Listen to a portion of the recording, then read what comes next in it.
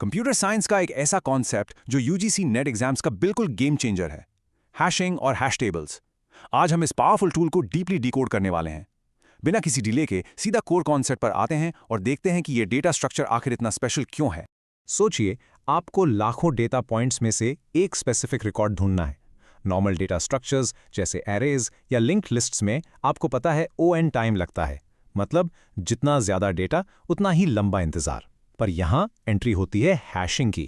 ये एक data superhero की तरह है जो हमें magical O1 average search speed देता है।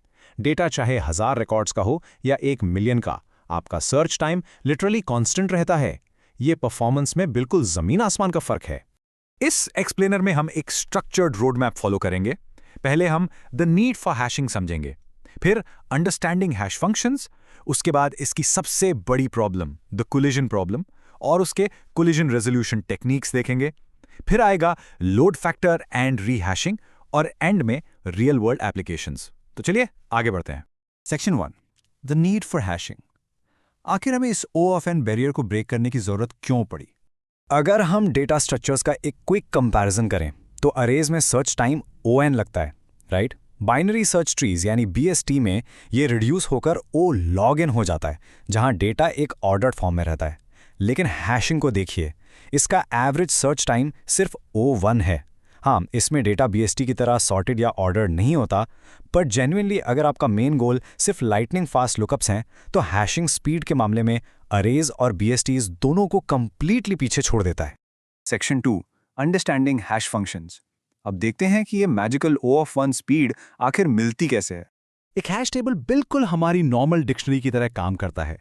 डेटा हमेशा पेयर्स में स्टोर होता है, एक की और एक वैल्यू।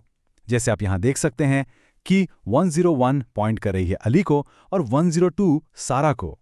आप बस सिस्टम को की दीजिए और बिना पूरा डेटा स्कैन किए वो एग्जैक्ट वैल्यू निकाल कर दे देगा, स्ट्रेट टू द पॉइंट। तो सबसे क्रूशल पॉइंट ये आता है कि हैश फंक्शन आखिर होता क्या है। बेसिकली एक ऐसा मैथमेटिकल फंक्शन है जो किसी भी दी गई की को मेमोरी की एक स्पेसिफिक इंडेक्स लोकेशन में कन्वर्ट करता है। यूजीसी नेट एस्पिरेंट्स के लिए ये कॉन्सेप्ट बहुत इंपॉर्टेंट है, क्योंकि यही वो इंजन है जो इस O(1) स्पीड को एक्चुअली पॉसिबल बनाता है। चलिए इस स्टेप बाय स्टेप मैथ को एक सिंपल एग्जाम्पल से समझते हैं। मान लीजिए हमारी की है 25। हम एक बेसिक फॉर्मूला अप्लाई करते हैं, h of k equal to k mod 10।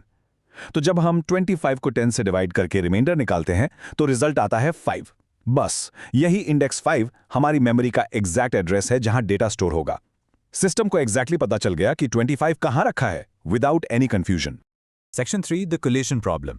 लेकिन ठहरिए, हर पावरफुल कॉन्सेप्ट का एक क्रिप्टोनाइट यानी वीकनेस भी होती है। हैशिंग की सबसे बड़ी वीकनेस है कोलिजन्स। ध्यान दीजिएगा, ये एग्जाम के लिए एक्सट्रीमली इंपॉर्टेंट है। कोलिजन तब होता है जब दो बिल्कुल अलग अलग keys exact same index location पर मैप हो जाती हैं। ये एक ऐसा पॉइंट है जहां से डायरेक्ट एग्जाम क्वेश्चंस आते हैं, तो इसको डेफिनेटली याद रखिएगा। एक ट्रिकी सिचुएशन सोचिए। अगर हमारा फॉर्मूला सेम है कि mod 10, तो 25 mod 10 का रिजल्ट 5 आया, कूल। लेकिन जब एक नई की लेट्स से 35 आती है, तो 35 mod 10 का रिजल्ट भी तो 5 ही आएगा, राइट? अब क्या होगा? दो अलग कीज एक ही मेमोरी स्लॉट के लिए फाइट कर रही हैं।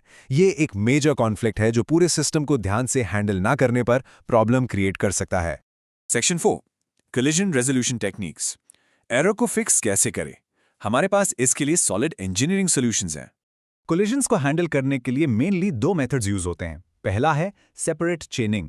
इसमें हम उस कन्फ्लिक्टिंग इंडेक्स पर ही एक लिंक्ड लिस्ट बना देते हैं, यानी 25 और 35 दोनों आए तो उन्हें एक चेन में जोड़ दिया। सिंपल है, पर थोड़ी एक्स्ट्रा मेमोरी लगती है। दूसरा मेथड है ओपन एड्रेसिंग। इसमें लिस्ट नहीं बनती, बल्कि हम उसी टेबल में अगला खाली स्लॉट ढूंढते हैं, चाहे लीनियर प्रोबिंग से, क्वाड्रेटिक प्रोबिंग से या फिर डबल हैशिंग से। दोनों मेथड्स के अपने प्रोज और कॉन्स हैं जो एग्जाम में डायरेक्टली पूछे जाते हैं। Section 5, load factor and rehashing. अब देखते हैं कि जब सिस्टम स्केल अप होता है तब क्या होता है। सोचो, अगर आपका हैश टेबल लगभग फुल हो जाए तो क्या होगा?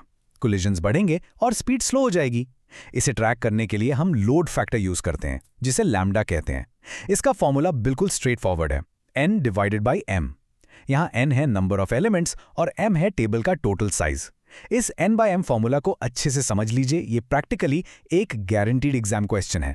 और जब ये लोड फैक्टर एक सेफ लिमिट को क्रॉस कर लेता है तब रीहैशिंग ट्रिगर होती है। इसे ऐसे समझिए जैसे आपका कमरा छोटा पड़ने पर आप सारा सामान एक नए बड़े घर में शिफ्ट करते हैं।